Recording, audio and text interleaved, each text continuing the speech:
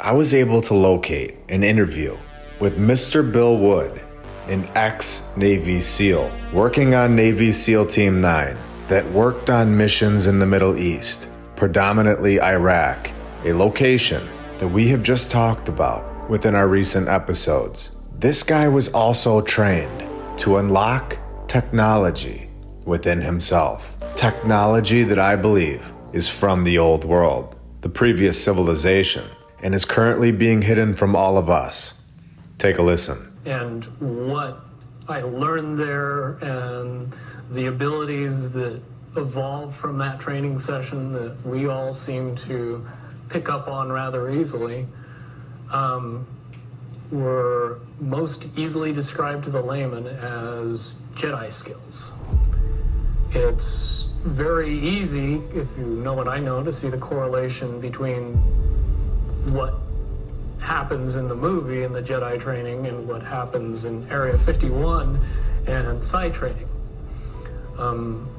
Certainly we in the Nines all possessed a certain level of intuition and ability that would seem advanced to anyone who watched us use it. But at a certain point you were trained and selected also, you found out later, because of your psychic ability, is that right? I guess the proper term would be potential. Everybody possesses a certain amount of inherent ability towards upper level thinking. It really matters as to how prone they are to being able to effectively use it and not let lies get in the way. Beyond human abilities, for every human, not subject to popular belief, but we as human beings are far more capable of using many, many advanced skills beyond five senses.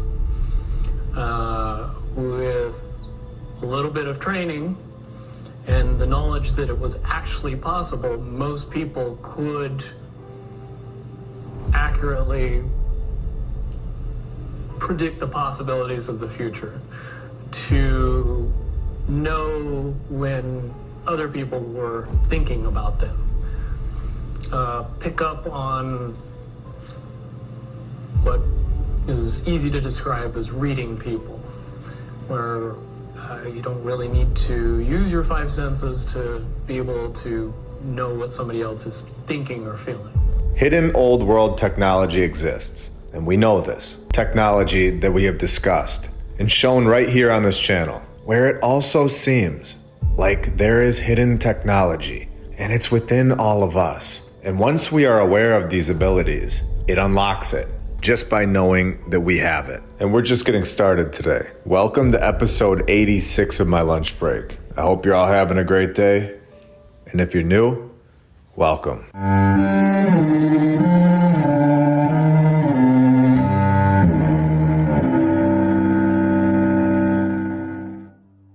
And I want to thank all of our sponsors over on Patreon. Thank you to FlatEarthDave.com. You can check out his app, the Flat Earth, Sun, Moon, and Zodiac app.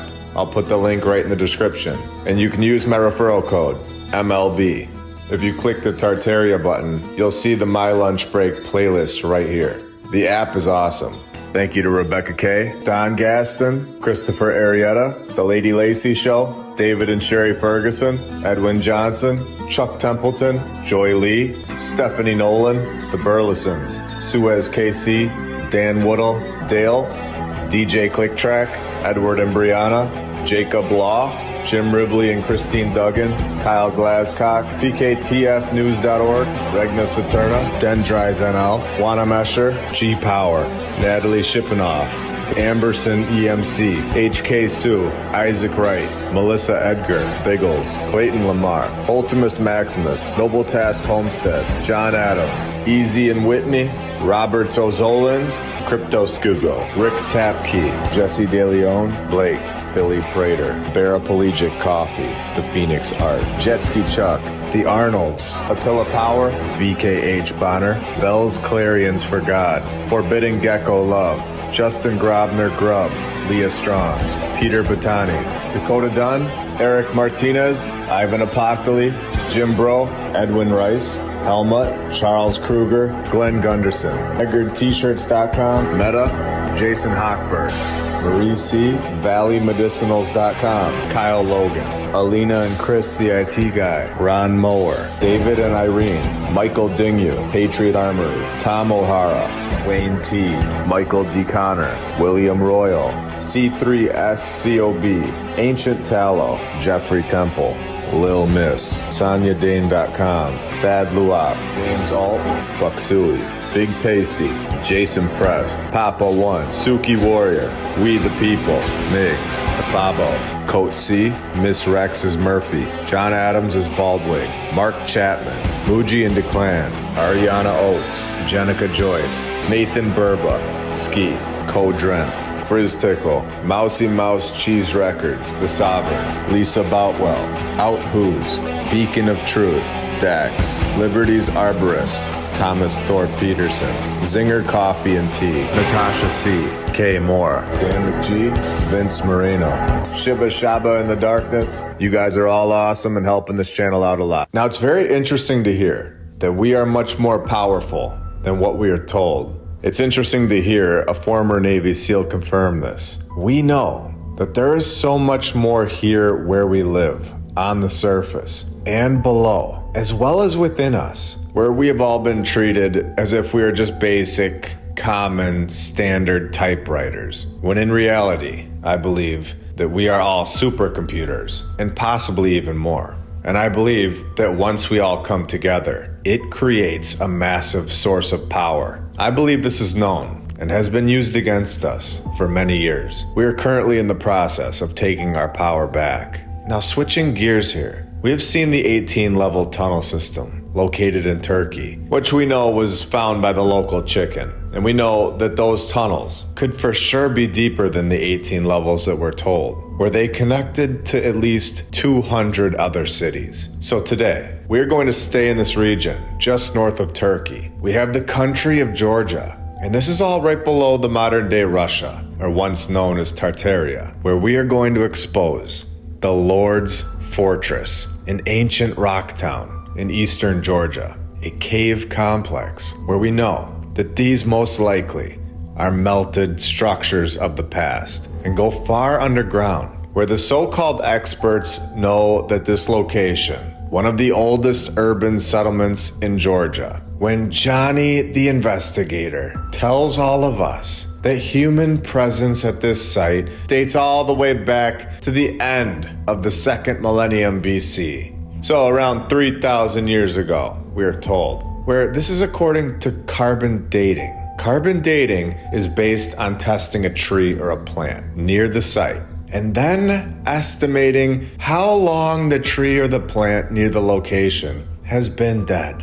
So telling us when people lived somewhere based on a dead bush is complete nonsense. They cannot test the actual stone. They have to find a dead organism that was once living and then make an estimate about the site. This is not proof, and we know this now. Take a look at this place. It is very clearly melted. It looks like a random hill and really makes you wonder what all these so-called hills really were, or still are. And this place really is incredible, where the middle part is largest and contains a bulk of rock-cut structures and is connected to the southern part via a narrow rock-cut pass and a tunnel, where we just showed that this kind of thing was really easy, according to the Florida State genius. All they needed was a shovel, just carving rock tunnels for miles. Very easy 3,000 years ago, where they were not distracted by their video games or cable TV. And like I've said, these tunnels connect all over the world. When we see that these tunnels have staircases, surely going deeper into the ground than just one level, where there's a pillared hall with two adjacent rooms, where of course, one is the most important, and has a stone bench where the ruler sat, probably. Maybe. Well, the mainstream literally has no idea. And we know this, and they've obviously already been there. Groups that we have discussed, they're always taking care of our favorite locations, all around the world. And we are also told that archaeological excavations have discovered numerous artifacts from different periods, including gold, silver, and bronze jewelry, and other things, where we've shown that griffins guarded the gold, and now they are gone, where many of the artifacts, so not all of them, many of the artifacts are kept safe. Could you imagine what they really found there? And a bomb destroyed the site in 1920. Oh wait, no. I mean a picky earthquake. Can you believe how repetitive the mainstream narrative is? Using the same exact destruction stories over and over, where we have been told that this site has been just fine for 3,000 years. And out of nowhere, an earthquake wipes it out right when we're all here to see it. And we need the savior groups to go in there and stabilize the structure. It's unbelievable. And why is the U.S. in Georgia's business, where we see an article that the U.S. allocates grants for restoration of the Aplistica cave town, where that article is deleted? So we're going to use our resources here and bring it back to life. All made possible thanks to our Patreons, all of our badge members, and every single subscriber. And everybody who likes the videos. You are all helping more than you'll ever know. Sharing this information with more and more people every single week.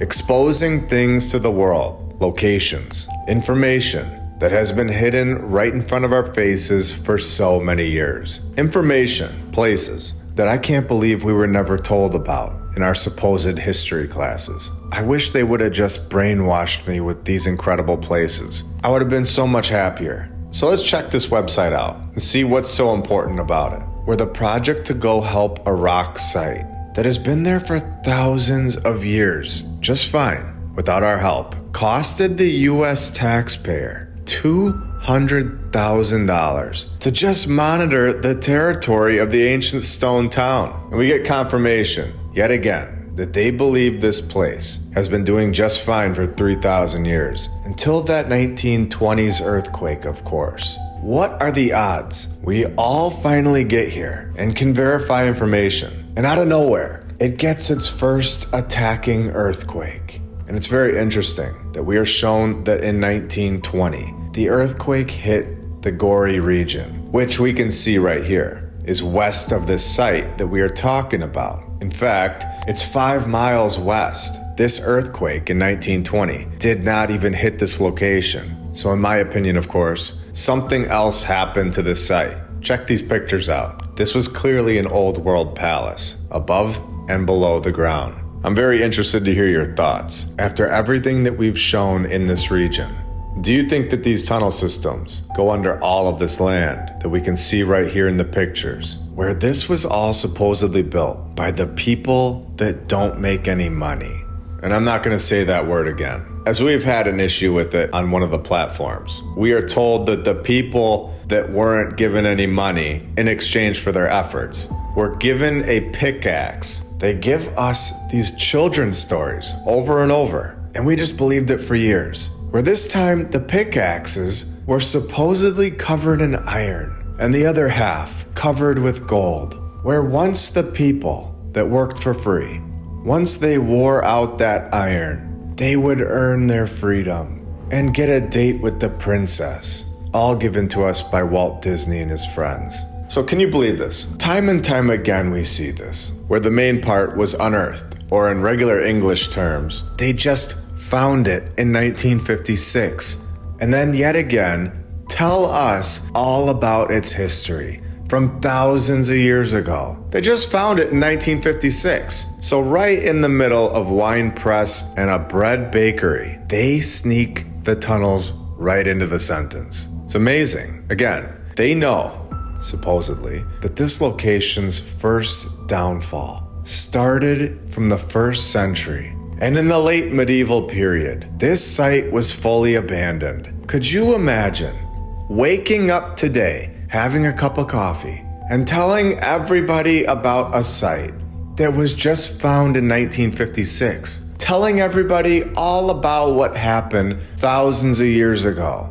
I'm sorry, but that sounds like someone that I don't trust at all. Someone that knows all about 3,000 years ago. Yeah, right. Nobody knows what happened 3,000 years ago at this location. We can only piece together what we see, and we can clearly see that there was a civilization here before us that held technology to create massive tunnel systems all over the world, multiple floors deep. And this is not done with a shovel or a pickaxe, like they keep telling us. Nobody that was born in 1985 knows exactly what happened between the 10th century BC until the first unification of the Kingdom of Georgia in the 5th century. These narratives are complete nonsense and based on zero factual evidence, or saying that more earthquakes took place, ruining 2/3 of the caves, damaging the halls that were used for sheltering cows.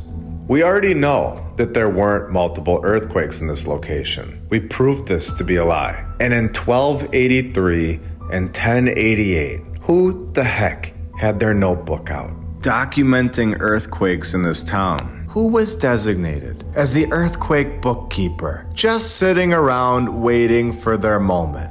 The answer is that nobody was doing this. This is another site that I would love to explore, where we are told here at the bottom that it even has a secret escape tunnel. I'm sure there is more than just one. We all might need to send some of those tunnel hunting chickens in there from episode 84. What do you think? I found a really cool article on this place on sailingstonetravel.com showing us photos of some of these tunnels, with our civilization, of course, switching the stairs from stone to a much higher quality version of stair. The classic aluminum style stairs, adding in the new railing feature. You can clearly see the evolving and advancing right here. The last 3,000 years have given us an aluminum railing. Can you even imagine what the next 3,000 years will bring us? It's amazing to think about. There's so much evolving, so much advancing.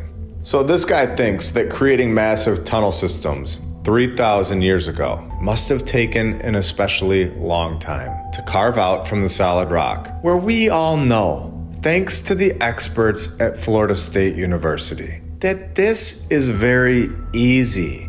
All thanks to shovelsandspoons.com and people that don't make any money for their work. Check this place out. This arch is totally melted. This is not carved like this, and this is not done with a shovel or a pickaxe. They are smooth edges. They didn't sand it down. And you can also see that the inside had detailed stonework that looks like it's been washed away. So remember when we were all told that Derinkuyu in Turkey had thousands of miles of tunnels that connected to 200 cities? Well, only 556 miles away is this location that we are all exploring today. If you could remove the layer of dirt that we all stand on, I bet you would see that there are massive subterranean networks connecting all of these incredible sites all over the world that the previous civilization constructed. And in my opinion, after everything that we have seen to this point, I believe that this took place within the last few hundred years. A mass event took place that reset it all and destroyed the previous civilization's work. The tunnel systems from the previous civilization are so incredible. And don't forget that we were told that these are from 3,000 years ago, located in Georgia. Well, right next to Georgia, we have Azerbaijan, yet another location right next to Turkey, right next to Georgia, that holds massive tunnel systems, where we are told that the experts are trying to bring a 3,000-year-old underground aqueduct technology to the modern world. Yet again, we are told, built with picks and shovels, where the ancient system is made up of a network of underground canals, some 200 meters below the desert's surface, with a series of well-like vertical shafts, just like we saw in Turkey. All over the world, we are shown these networks, and now we are told that massive Tunnel systems hide right under the deserts. Can you even imagine what is really below all the sand?